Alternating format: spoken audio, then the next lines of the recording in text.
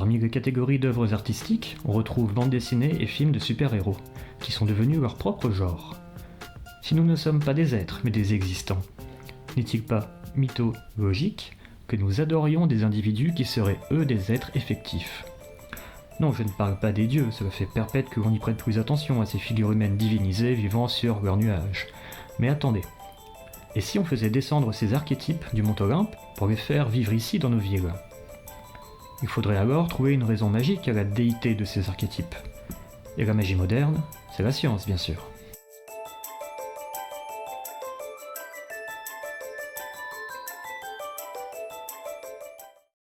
Que ce soit par une piqûre d'araignée radioactive, par une technologie secrète, ou parce qu'il vient d'une autre planète, les pouvoirs du super-héros ne sont pas magiques. Ils ne sont pas leur propre justification. Au contraire, ils répondent à une causalité. Ainsi, ils nous paraissent plus proches que des êtres qui seraient eux totalement magiques. Moi aussi, je veux me faire piquer par une araignée radioactive. Si c'était une araignée magique, ce serait une œuvre de fantaisie. Mais les super-héros sont dans le registre de la science-fiction. L'araignée radioactive, elle, pourrait très bien exister dans notre monde.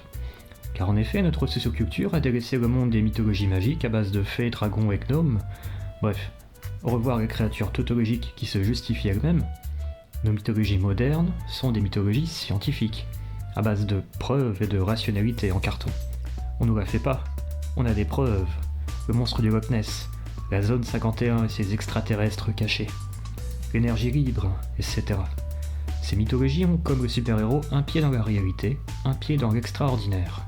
Mais il faut donc désormais passer par le filtre d'une méthode scientifique en carton pour créer des figures légendaires extraordinaires. Même Doctor Strange, qui a des pouvoirs magiques, a dû méditer dans le froid pour les développer. Bien, on a des figures humaines qui pour des raisons rationnelles se sont transmutées ou révélées être des êtres effectifs. Ceci différencie les films de super-héros des simples films à héros. Si n'importe qui peut devenir le héros d'une œuvre ou d'une scène, il suffit juste de montrer son point de vue, n'est pas super-héros qui veut. Car si le héros est un existant, le super-héros est un être éternel qui, quand il n'est pas immortel, ne meurt jamais. Ou alors meurt, mais finit par ressusciter. Ou bien voit tôt ou tard son costume endossé par quelqu'un d'autre d'assez digne de son héritage. Exactement comme les héritages des anciens métiers, qui étaient aussi des fonctions sociales. Mon père est le forgeron du village, et à sa mort, ce sera moi le forgeron du village. Moi je ne suis qu'un existant, qu'une âme errante. Ce qui est, c'est le noble métier de forgeron. Bruce Wayne est mort ? Peu importe, ce qui est, ce qui doit être, c'est Batman. Si Bruce Wayne est un héros, le super-héros, c'est Batman. Si Peter Parker est un héros, le super-héros, c'est Spider-Man. Vous avez compris l'idée. Ainsi, ce qui est important, et ce depuis la nuit des temps, ce n'est pas la vanité des héros existants, mais ce super archétype que l'on cherche à faire être en y dévouant son âme. L'historien des religions Mircea Eliade disait en essence ceci, à propos du comportement des sociétés pré-rationnelles. Pour les sociétés archaïques, la culture n'est pas œuvre humaine, elle est d'origine surnaturelle. Ce qui importe est cette légitimation des actes humains par ce modèle extra-humain. Un objet ou un acte ne devient réel que dans la mesure où il imite ou répète un archétype. Les hommes auraient donc une tendance à devenir archétypaux. Cette tendance peut paraître paradoxale dans le sens où l'homme des cultures traditionnelles ne se reconnaît comme réel que dans la mesure où, pour un observateur moderne, il cesse d'être lui-même et se contente d'imiter et répéter les gestes d'un autre. Son initiation équivaut à une mutation ontologique de son régime existentiel. À la fin de ses épreuves, le néophyte jouit d'une toute autre existence qu'avant son initiation. Il est bien devenu un autre. Et vous pensiez que le super-héros avait inventé quoi que ce soit ? On peut dire qu'à partir du moment où il y a uniforme ou un comportement commun à plusieurs personnes, il y a la présence d'un archétype qui se sert de nous pour être. Ainsi, celui qui dirige cet archétype dirige une véritable armée. Le super-héros a une fonction principale, c'est d'être, alors que nous ne sommes pas des êtres. Il est là pour faire front face à l'angoisse du chaos, dans une société qui partage cette angoisse. C'est pour ça qu'il affronte des méchants chaotiques, qui représentent une menace pour ce qui est. C'est typiquement sauver le monde de ceux qui veulent le détruire. Si le simple héros existe comme nous dans sa sphère de relativité, le super-héros, lui, est un être absolu et éternel.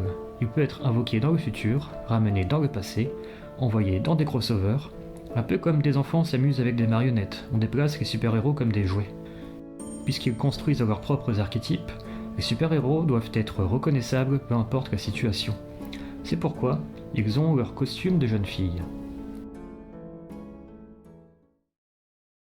Alors, la théorie de la jeune fille ce sera pour une autre fois, mais en gros, le super-héros ainsi que son costume sont comme des punchlines marchandises, à un tel point que le super-héros s'assume comme étant un jouet à vendre, une marque de t-shirt et autres goodies. Si le message c'est le médium, alors peut-être que le principal message des super-héros, c'est le règne de la marchandise. Guy Debord sort de ce corps. Les super-héros ne font pas de CNV. Ils sont une figure intrinsèquement sacrificielle, nous apportant le confort cognitif d'un monde cartésien avec des gentils et des méchants, des innocents et des coupables. Et ces derniers que l'on peut et même souvent que l'on doit tuer et punir sans empathie aucune. Dans Batman 3, Wall Street est occupée par des méchants manifestants anticapitalistes qui veulent changer le système. Sauf que Bruce Wayne, c'est un gros capitaliste qui sort le soir pour tabasser des chômeurs qui n'ont pas la valeur travail. Et donc à la fin du film, Batman sauve le système capitaliste des méchants anarchistes, qui ont dû très mal surjouer leur méchanceté pour que Batman puisse faire son job. L'anthropologue et militant anarchiste David Graeber en disait en essence ceci. Les super-héros sont purement réactionnaires, au sens littéral.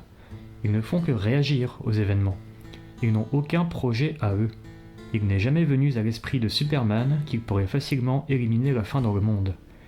Il n'arrive pratiquement jamais que les super-héros fabriquent, créent ou construisent quoi que ce soit. Les méchants, en revanche, sont d'une créativité sans fin. Qui constitue le public principal des bandes dessinées de super-héros ? Ce sont majoritairement des garçons, blancs, adolescents. C'est-à-dire des individus arrivés à un moment dans leur vie où ils sont à la fois à l'apogée de leur imagination et au moins un peu rebelles, mais qu'on est en train d'éduquer pour qu'ils occupent des positions d'autorité et de pouvoir dans le monde, pour qu'ils deviennent pères, commissaires, propriétaires de petites entreprises, cadres, etc. Et qu'apprennent-ils de ces drames inlassablement répétés ? Premièrement, que l'imagination et la rébellion conduisent à la violence. Deuxièmement, que c'est certes très amusant. Mais troisièmement, qu'à la fin, il faut réorienter la violence contre les débordements de cette imagination et de cette rébellion. Faute de quoi, tout va dérailler.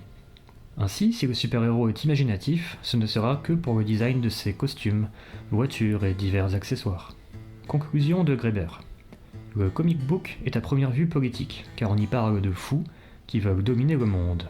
Mais en réalité, il est psychologique et personnel, car il s'agit de surmonter les dangers de l'adolescence rebelle.